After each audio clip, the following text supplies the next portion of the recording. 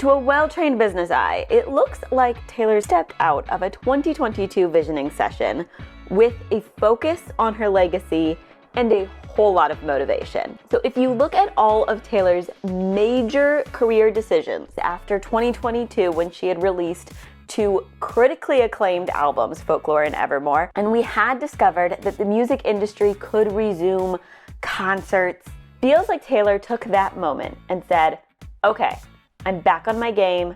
What do I want this career to be? And she said, I am going to make myself a absolutely legendary artist that nobody can pretend is just a pop princess or some sort of a fluke. And she has made some very tailored business decisions to ensure this goal is met. That's right, we're back at Swiftie Biz School.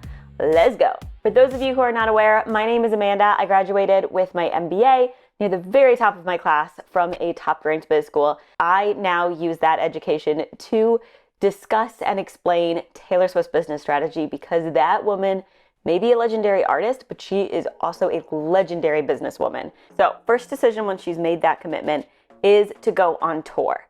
Now at this point, Taylor could have gone on tour like she has previously, a similar length, a similar number of costumes and production design, which was already very high.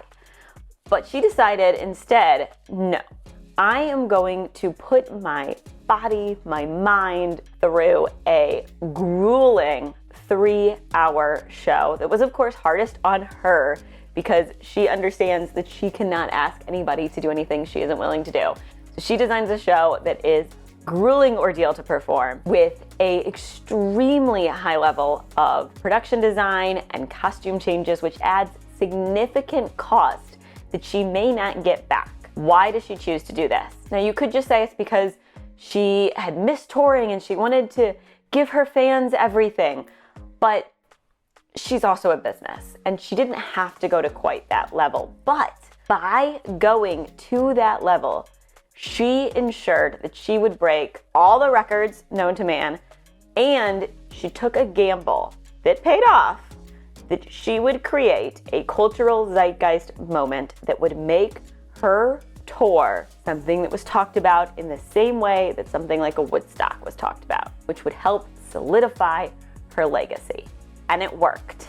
As we know now, the gamble with the Eras Tour paid off, and she came out of the Eras Tour with even more money than she expected to make. It also helped her achieve her next major milestone and objective for her legacy and for herself. We have known forever that her masters were incredibly important to her, and she knew that she needed to get those re-recordings out to properly devalue her masters and incentivize Shamrock Holdings to really come to the table.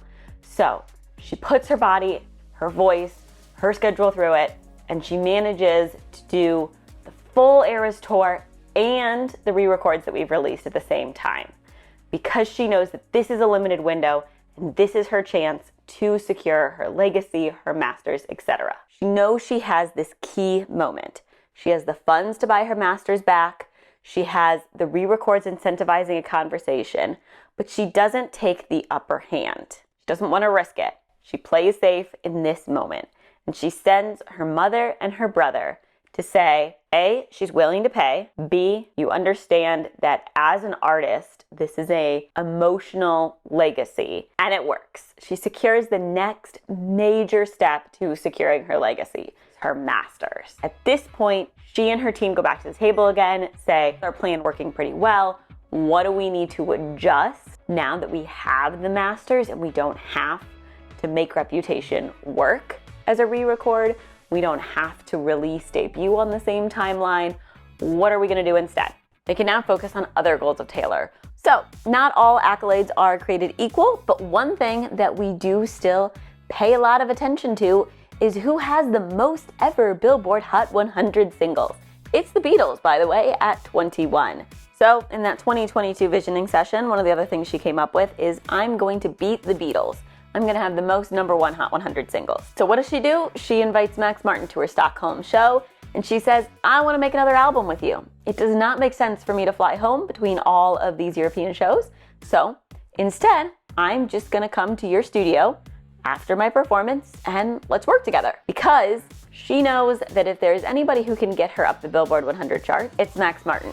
He doesn't necessarily create the highest art, but he is the goose that lays the golden egg in the sense of chart fodder. He knows how to write a song that's going to go up the charts. So that's what she does. She releases Life of a Showgirl, and she uses every trick in the book to push her singles up to #1 on the Billboard chart. If you're interested in more of the decisions that Taylor and her team have made to push those songs up the charts, I have those videos linked below in the description.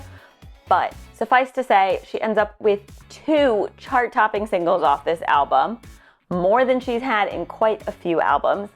And she now is tied with Rihanna at 14 #1 singles, which means she's only a few away from that top spot with the Beatles.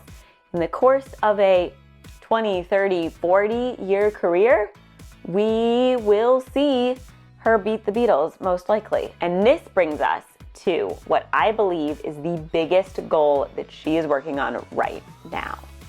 I believe that Taylor's North Star at this moment is to earn EGOT status and potentially become the youngest person to ever win an EGOT.